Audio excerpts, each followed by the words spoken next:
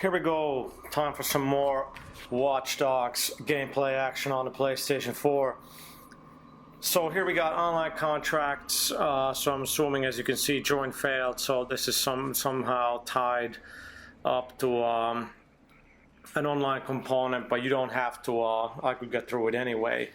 So that was not a problem. You can see there's a fully working train system. You can actually just jump on, try to evade the cops, GTA style.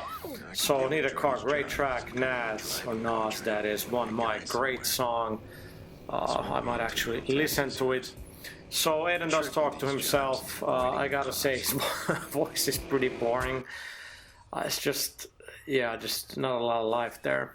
So let's see which part of town. So the cool thing is you can fast travel to your headquarters, or I'm sure you can unlock a couple of more. So this is the first one you get. It's in a motel, and this is very cool that you can just fast travel there very, very fast.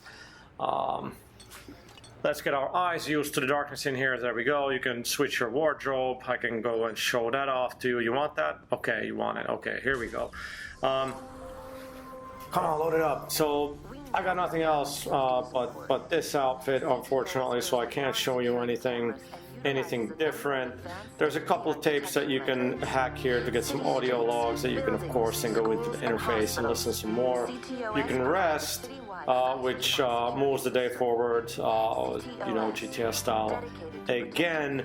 So you can, you know, if you don't want to play during the night, you can just go sleep, and you can set actually how many hours you want to sleep. So it's not like 6 preset. You can just select when you want to wake up.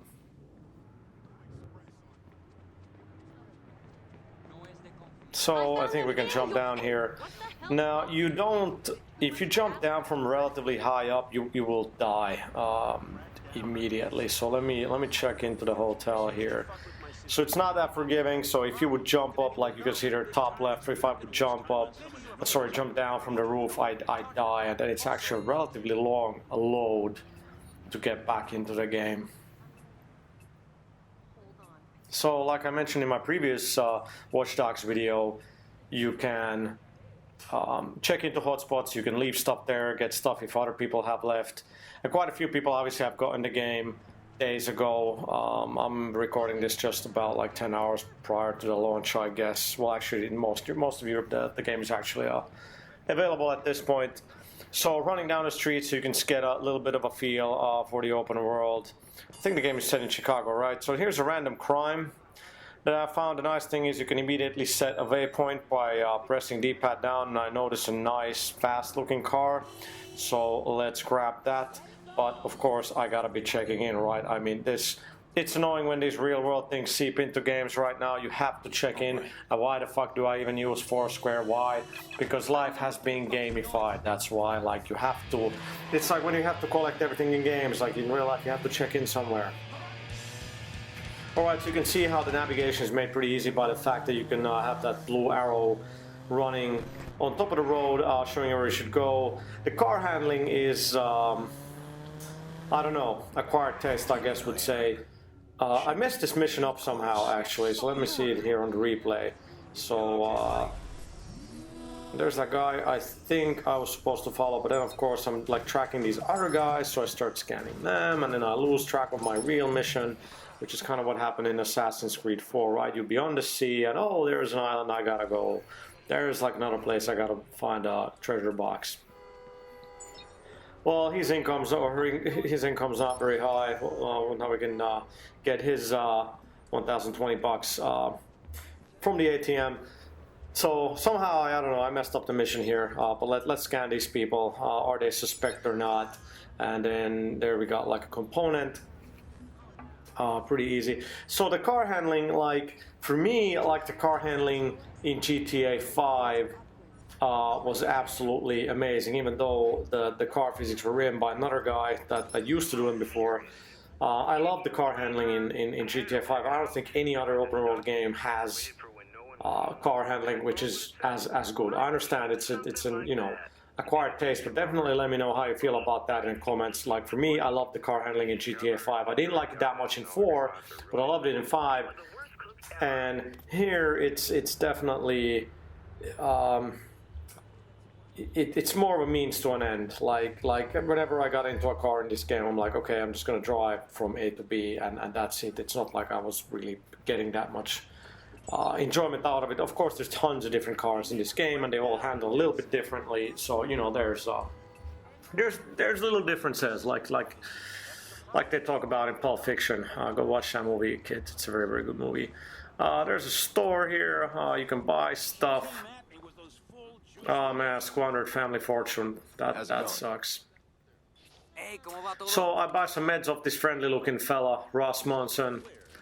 And let's get out. And you can see, I mean, there's a nice bit of detail here. You can see there's a few vehicles, quite a lot of detail on the buildings themselves. It all looks pretty solid. So let's get a move on here. There's a taxi, and well, maybe, as you can see, I'm not a very good driver.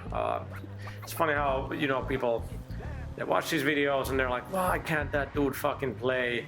I'm just having a hard time getting grips to the car here because I'm not really concentrating all that much. I just want to get to the point, so I'm not gonna like look at the other traffic all that much. So here's a fixer contract. Looks like I'm after an abandoned getaway car. Cops will be running a So there's lots of these littered around the world. And I would not be surprised if as DLC or the season pass will put in a lot more of these missions. Like a lot of these are really well embedded into the game. So now I gotta get this car, and the first thing is, it's a really nice looking car. The first thing is to acquire it and then to escape the police. Now, after I've only played the game for a couple of hours, so take everything with a grain of salt, okay? So evading the cops so far has been incredibly tough. So you know, you can mess with the traffic lights, but that's really of no help. So it's very tough to get rid of the cops. Let's see how I'm gonna do here. You know, step on the gas like Parappa. I'm raising raise those blockers there. Of course, that was zero use. And I'm hitting things here. And the cops are super aggressive, you know, old school driver style. They get right up on your ass. And it is very, very tough to escape them, at least early on in the game when I don't know the systems all that well. I don't actually even know if there's, you know, a paint a spray kind of place where you could change the looks of the car. There's a very cool thing. If you stop the car, you can try to hide. So the character sort of leans back in his chair, tries to be very incognito, looking all the more suspicious, of course. But it's pretty funny. Like that's like great little detail. So open the gate. Come on and drive in, but of course, like I can't shut it down in time, so the cops are gonna follow me. You gotta hold down X if you wanna, you know, see behind you, see where the cops are. There's one car right up there. Well, he's not that close, but I'm gonna try to have to escape here, and it's proving extremely tough. But you can see there's a really good variety to the world. I'm you know, in a more suburban area here, and on the bottom left you can see the battery. So whenever I use these things, so there I was able to block a police car. It uses the battery. So now I'm out, so I can't use anything until it charges up. So I have to wait for a little while. So the bottom right, those two red flashing dots or boxes, that means basically our wanted level, like how many cops are out there.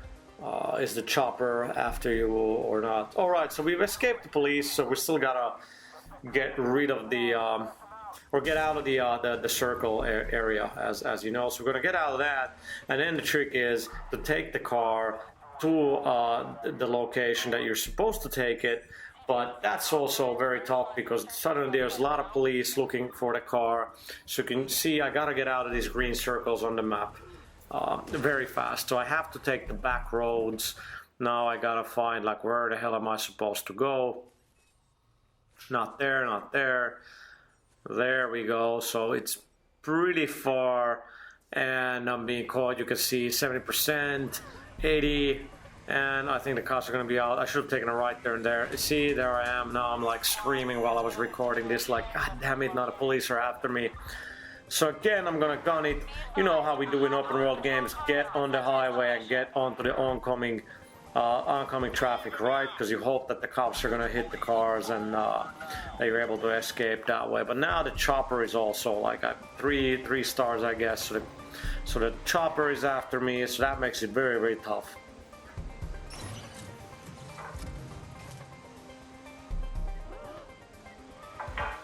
So fingers crossed. Alright, hit the police there. That was not a good move. The car is getting wrecked. Of course, mission's over if the car gets destroyed. But it's getting very, very tough here. If I leave the car, I really have like something like 10 seconds to get back into it. Like sort of getting out of the car, shooting all the cops, getting back in the car doesn't really seem to be an option here. And now they shut out my tires. It's getting pretty slippery. You can see I'm like desperately trying to escape, but the odds are really against me here. You can tell. See it, I'm gonna get sandwiched in, I think. Yes, I am. How come my car looks so much smaller than a cop car? So I guess the cop cars are just so big and bad. Yeah, it just seems impossible here. I see something there, try to head down to the right, but I can't, get stuck in the cop car. I mean, it's like driving on ice right now for me. See, nice bit of destructibility. There's a lot of sort of debris that flies around that helps to make the game will feel a whole lot more dynamic.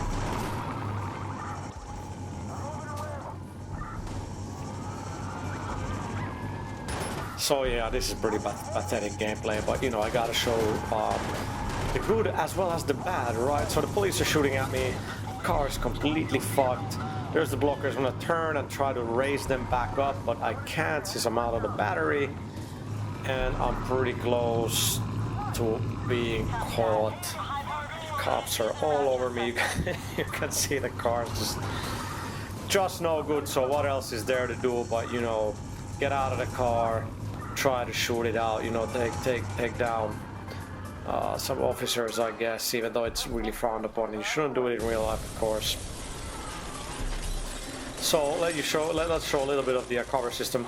Now this stuff actually works really well. It's easy to go to cover, you use the weapon wheel, the gunplay feels pretty solid for an open world game, so definitely Ubisoft has done a good job there. The animations are pretty good. But that's about it. We failed the mission, so that was my look at Watch Dogs. I hope you enjoyed it. Check out all my other videos, spread the word, and thank you very much for watching, and enjoy Watch Dogs.